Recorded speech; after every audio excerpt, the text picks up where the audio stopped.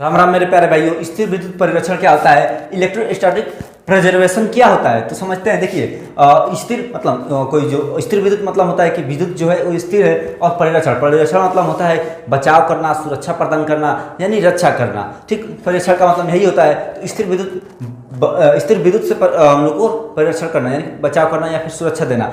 तो इसका प्रयोग क्या होता है और ये क्या होता है, तो इसका डेफिनेशन लिखने की आवश्यकता नहीं है। आप समझा रहे बोल रहे हैं, आप उसको समझिए। देखिए, आपको पता है कि जो खोखला गोला होता है, यानी कि मान लीजिए कि ये जो पाइप है ये हमारा एक खोखला गोला है। ठीक, इसके बीच में हमारा विद्युत क्षेत्र जीरो होगा, इसके बीच में हमारा विद्युत क्षेत्र नहीं होगा, क्योंकि इसके सतह पर यानी कि इसके पृष्ठ पर हमारा विद्युत आएगा और करंट इसके पृष्ठ पर ही रहेगा, इसके बीच में नहीं रहेगा। क्योंकि बीच में रहने लगे तो यानी कि हवा में रह रहा है, तो हवा में तो विद्युत नहीं रहता है ना, वो किसी चालक पर ही रहता है, तो इस चालक पर रहेगा, इसके ऊपरी सतह पर। और इसके अगर विद्युत क्षेत्र अगर होगा तो बाहर की ओर होगा, अंदर की ओर नहीं होगा, यानी कि अंदर की ओर विद्युत क्षेत्र हमारा जीरो होता है। समझ गए कि खोखले गोले के बीच में हमारा विद्युत क्षेत्र जो होता है वो शून्य होता है। तो इसका प्रयोग क्या होता है, यानी कि स्थिर विद्युत परिरक्षण का प्रयोग क्या होता है, तो इसका प्रयोग हम लोग इसलिए करते हैं क्योंकि कोई भी पदार्थ हमको सुरक्षा प्रदान करना हो, यानी कि परिरक्षण उसको देना हो, तो हम किसी खोखले गोले के बीच में हम लोग रख देते हैं, तो वो परिरक्षण हो जाता है। जैसा कि मान लीजिए अगर बिजली गिर रही है, तो हम अगर कार में बैठे रहेंगे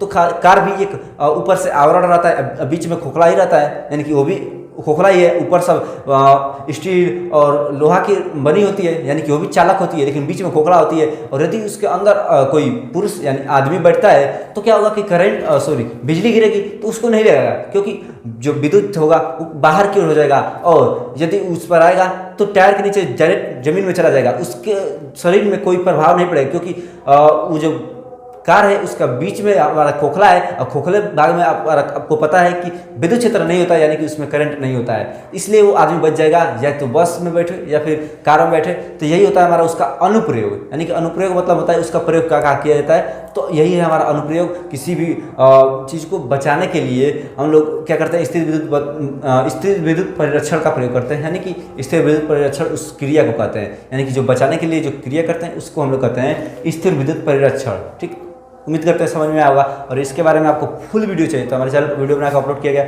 2 से 3-4 मिनट का वीडियो है। आप हमारी स्टडी और इस टॉपिक का नाम सर्च करेंगे तो हमारा वीडियो आ जाएगा।